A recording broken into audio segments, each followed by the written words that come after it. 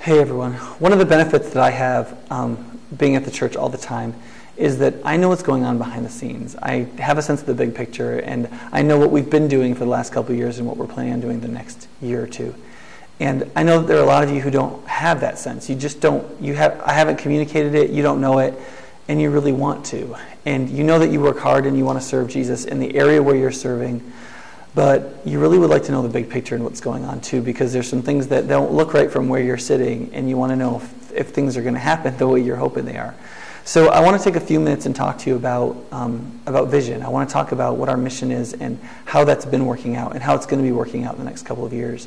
And hopefully by the end you'll have a better sense of what we're doing as a church, how we're accomplishing it together, the logic behind it, and I hope you'll be encouraged and be able to communicate it better to the other people that you work with at the church. Does that make sense? Okay, so vision, which is what this talk is all about, is essentially a crystal clear vision of a preferred future. You can sort of see in your mind's eye exactly what you're trying to become. And my vision, and the vision I think I share with all the elders for High Point Church, is to be a spiritually healthy, gospel-centered church, making disciples for Jesus, making disciples out of ourselves, and leading other people to become disciples of Jesus in Dane County, and also with reach all around the world through missions. And so, therefore, what we're doing is we're building a church, but we're really building a movement. Because what a movement essentially is it's a community of people who have a mission. So, if you think about our mission being to make disciples through environments that equip and engage people with the gospel, if we're going to be a life-giving spiritual movement needs 5 things. And they're right here. I've written them on the board. It needs a foundation that it's based on. It needs a transformational model that it uses. It needs leadership. It needs systems that make it so that things don't get in the way, but rather help things happen. And it needs a vision as a whole movement.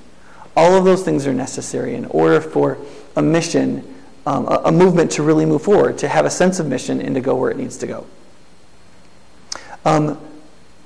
The way those lay out in my mind is that our foundation is the gospel.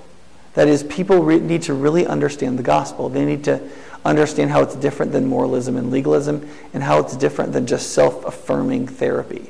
That it's a message about Christ who died for our sins and called us into a relationship with himself, and that he makes disciples out of us through that. That there's a transformational model, and that is that everybody who's going to grow in the gospel has to go through a relational process of connecting, a knowledge process of growing and understanding the gospel and knowing the Bible, and a practical process of serving others sacrificially with their life. If those 3 things aren't present, then real transformation isn't going to happen individually, and it's not going to happen corporately as a community. The third thing is leadership. That a lot of things in the church will rise and fall in leadership because we're a group. Because we're a group, groups have to be led. Very seldom do groups naturally do what they were meant to do together. And so a lot of things rise and fall in leadership. And at High Point Church, our leadership is made up of elders, deacons, staff, and mostly small group leaders. In terms of systems, we're going to have a lot of different systems, but we have to have an understanding and a priority about what sort of systems do we want? What kind of system do we want to be as a whole? And the kind of system we want to be as a whole is one that is decentralized and aligned, rather than one that's centralized. And oftentimes, even though a lot of churches are very centralized, they're still not aligned. They're going in lots of different directions. And what you end up with is churches that need lots of staff, but still don't accomplish very much. And I want to be a church that actually doesn't have to hire lots of people to do ministry, but is aligned in a way in which we can do ministry with minimal staff that help the people in the church grow and do the work of the ministry. And the result of that, I think, is as people grow, and they grow in generosity, but yet we don't need every dollar we can give, we'll be able to be working outside the church. We'll be able to support missions more. We'll be able to do church planning. We'll be able to have gospel impact far outside of Dane County and definitely outside of our walls. And the last is a vision, that we need a vision that's both clear and known. Now, one of the things that you'll see with Connect, Grow, Serve, you may be able to already see kind of how things have been going, at least on Sunday mornings. If what we need is gospel community, gospel growth, and gospel service, that we need to connect, grow, and serve. If you think about the 2 fall focuses we've had over the last 2 years, Gospel in Life really focused on launching and building small groups and people doing Christian life together and really understanding the gospel and growing in it. The small groups focus that we've had in 1 Corinthians 12 to 14 that we're doing right now really focuses on continued growth in the gospel and how we're spiritual and how we follow Jesus and how that connects with gospel service. Hopefully you can already see some connections there. So I want to take a few minutes right now to kind of lay out how this has been going the last couple of years, what we've been doing, and what we're planning on doing, so you can get a sense of being on the inside of the story and know where all the different directions are headed, if that makes sense. So this is when I came. And we really started rolling in fall 2010 through the summer of 2011. I call this year one, for me at least. And so what did we do for the 5 things? In terms of the foundation of the gospel, we went right to the Gospel of Mark. And we talked about the Gospel of Mark and what it taught. And we focused on what the gospel was, preached over and over again in different stories in the Gospel of Mark. In terms of leadership, one of the things that had to happen is it was just going to take time for me to build a relationship with the elders, build a relationship with the staff, and to help the elders and the staff build relationships with one another. That doesn't just happen automatically. And because people are changing in and out of the elder board, and I was a major change in the staff, that was really important in relationship to our leadership. But as the church started growing, and because the church was in flux, systems were not the most important thing about our interim time. But that's one of the things that was kind of chaotic. And the more people we got, the more chaotic our systems got. And we started to feel like we were understaffed. Well, when you're understaffed, that means one of 2 things is true. Either you're understaffed, or it means that your systems aren't clear enough. They're not lean enough. They're not right.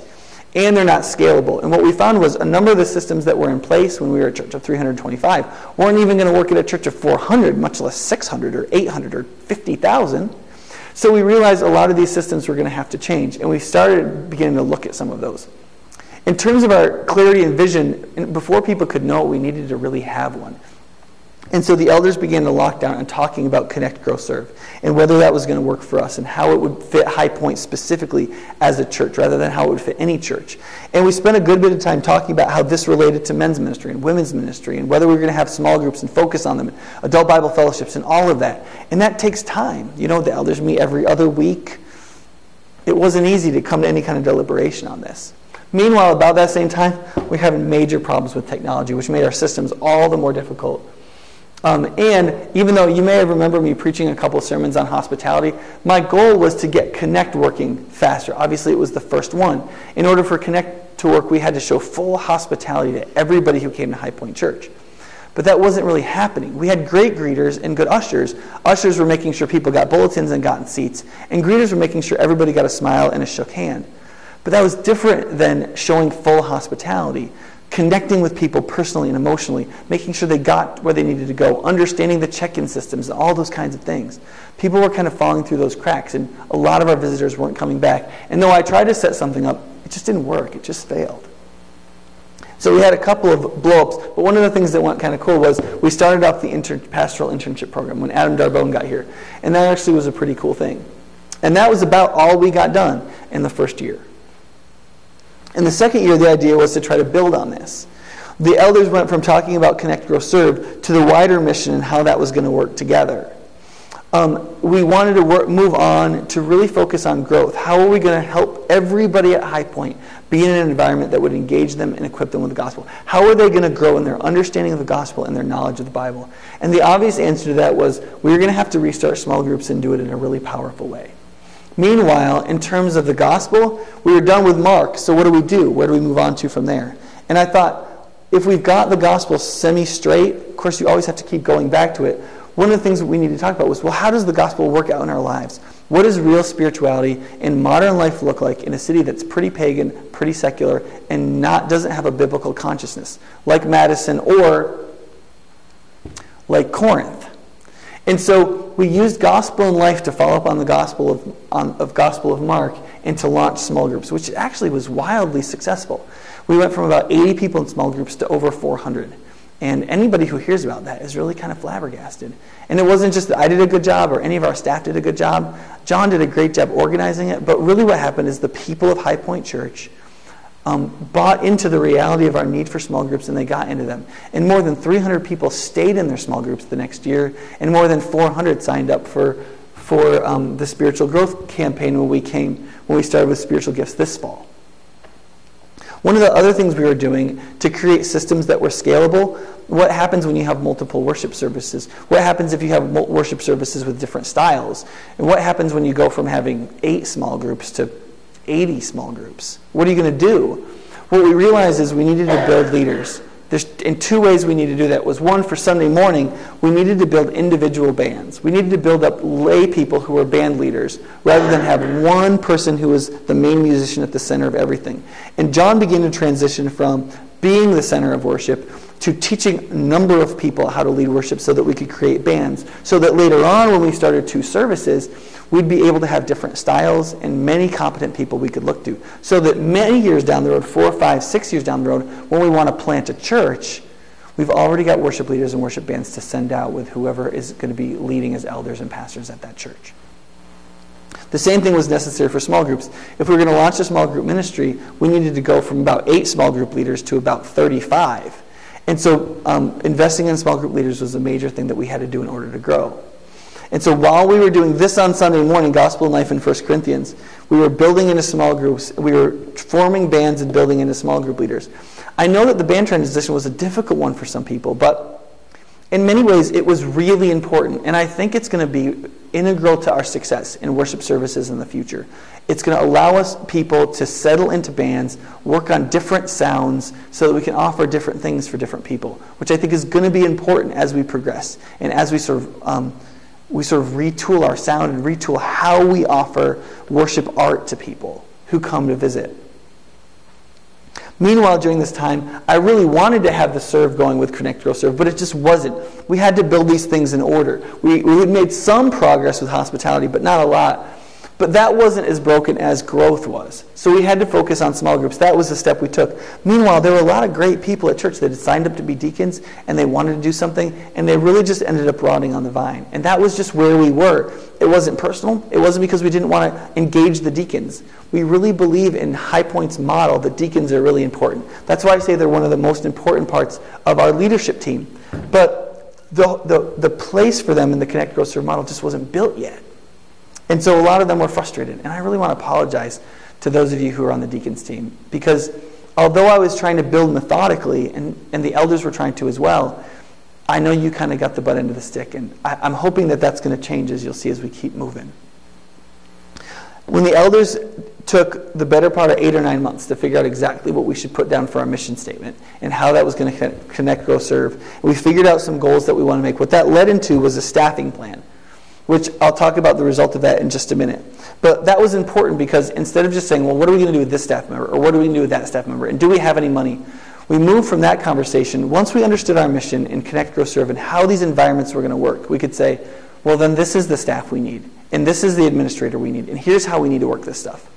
And so now we have a staff plan for at least our 2 major staff hires that are coming, I think, in the relatively near future. By the time we get to this fall, a lot of the stuff that's happening you're seeing right now. The new class of interns came in. There's 3 of them.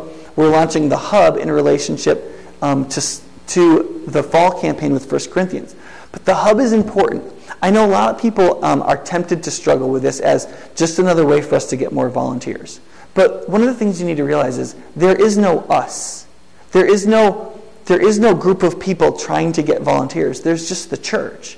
There's just Jesus people who are gifted to serve, and then there are other people who have needs. And part of what it means to follow Jesus, if we're going to serve, is to connect needs and to connect gifts and to connect people in community.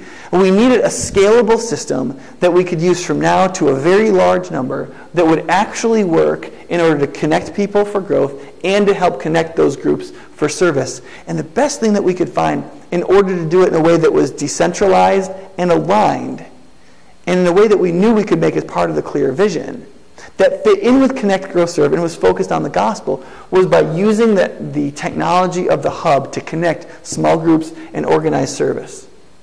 And so as we move into the fall, and our interns are getting online, one of our interns has a particular passion for hospitality, Tina Richardson. And she's working with Lisa and some other people to rebuild hospitality. And one of the great things about that is there are some really cool modules in the hub software to help us make sure that people don't fall through the crack. We follow up with people when they show up. We make sure that people who want to get connected do get connected. The hub also has the ability to connect small groups with service opportunities. And as the deacons are organizing, and they're starting to meet right now in the organized service group, we can build on the deacons' expertise and their desire to serve, not just so the deacons will be constantly serving, but that they will be leaders in service. That's what we need as deacons. We don't want a group of 25 people who are signed up to be deacons because they serve. No, deacons are supposed to be people selected for service because they're full of the Holy Spirit and they understand the Word of God, and they can lead people in service to make sure service is done and done right. It's on their backs, their spiritual wherewithal, that we can build a house of organized service. And we can connect that organized service not just with this group of people, but with the whole church that's in small groups through the hub. It becomes a tool by which we can make sure everybody who has a gift, that there's an opportunity for them to use their gift as the deacons find these and then use the hub to plug in people in small groups through the hub. Does that make sense? Then we'll have moved from organizing around Grow to being connecting Grow to serve. And as we rebuild hospitality, people will be better able to connect. And if this works with this, which is plugged into this,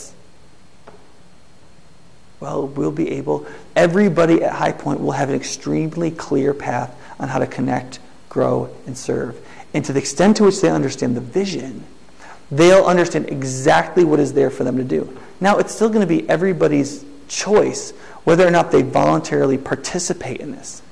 But the church has never been anything but voluntary. The gospel is voluntary. It's just true. And we have to decide whether or not we're going to embrace it and whether or not that truth is going to come out of us in love. Now, let's talk about the next year for just a few minutes, okay? We're going to come through 1 Corinthians. We're going to end that by about the end of the year. Hopefully, everybody will be signed up on the hub. We'll start to see some momentum of connecting small groups with organized service in the diaconate. But how are we going to make this work better? And how are we going to make sure we stay focused on the gospel?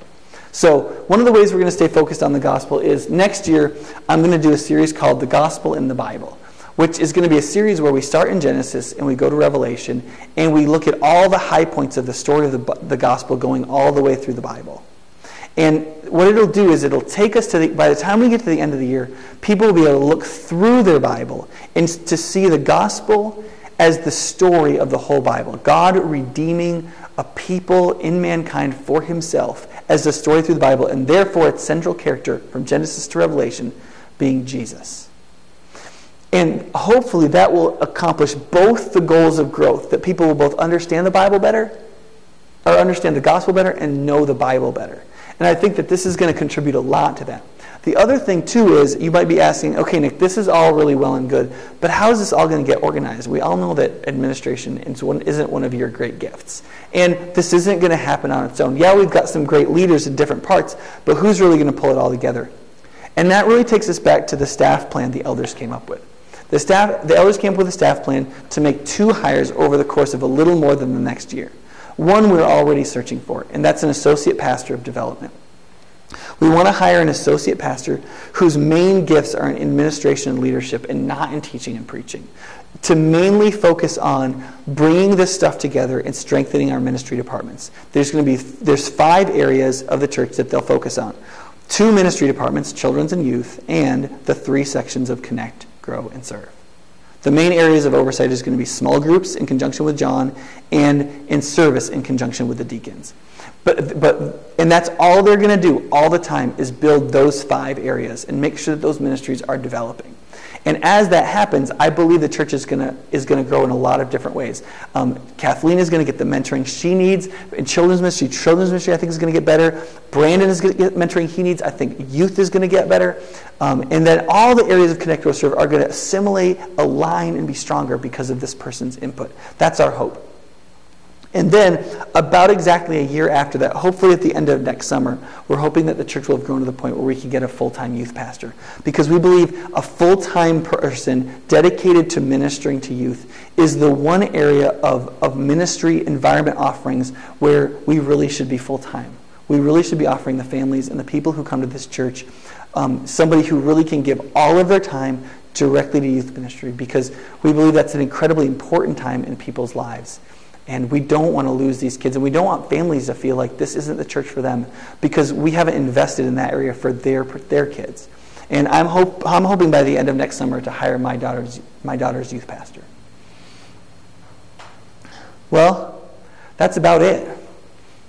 This is where we've been. This is where we're going in the next year. I think hopefully by early next year, there will be another pastor on staff, and I think you're really going to like him. I think the deacons are going to see some more support as that happens, as this person focuses on making sure organized service gets off the ground. As people sign up for the hub, these two will get plugged in together. Small groups will be much easier to lead, and this person is going to focus with John also on building in a small group leader so that this ministry gets stronger and stronger. As these bands develop, we're going to be able to see two different styles emerging in our two worship services, which I think is going to help us reach more people with different kinds of musical and artistic sentimentalities, and we'll connect with two different kinds of worship built on one theology. And I think as this happens, you will see over the course of the next year and 2 years a focusing of the things that are a little scattered right now, but that are partially in place. And I think as that happens, we will be able to be a gospel-centered, life-giving spiritual community in Dane County. I think as a movement, we're going to grow. I also think that you're going to see us grow in impact. I think we're going to see people come to Jesus at this church. Secular Madisonites, people who are nominal in their faith, people who are not following Jesus right now. And people who are hurting, and people who are spiritually lost, really. But I also think one of the things that's going to be exciting, too, that we don't think about, is I think it's going to be exciting financially. I think if we have decentralized, aligned ministries that work the way that I'm talking about, I think our generosity is going to outstrip our expenses. And when that happens, something really exciting is going to happen. We're going to be able to invest in things God is doing beyond our walls on a level we have never been able to do before. And when that happens, we're not just going to be able to rejoice at baptisms here and things and initiatives that happen within this church. We're going to begin to hear about things that we invested in all over this country, all over the state, and all over this world. And in those days, the joy and the excitement and the sense that it was all worthwhile, and the idea that we were on this run together and nobody can ever take that away from us, is going to be stronger than anything we may have felt before. I really believe that my best spiritual days are ahead of me with you, and I hope that you're going to believe that too.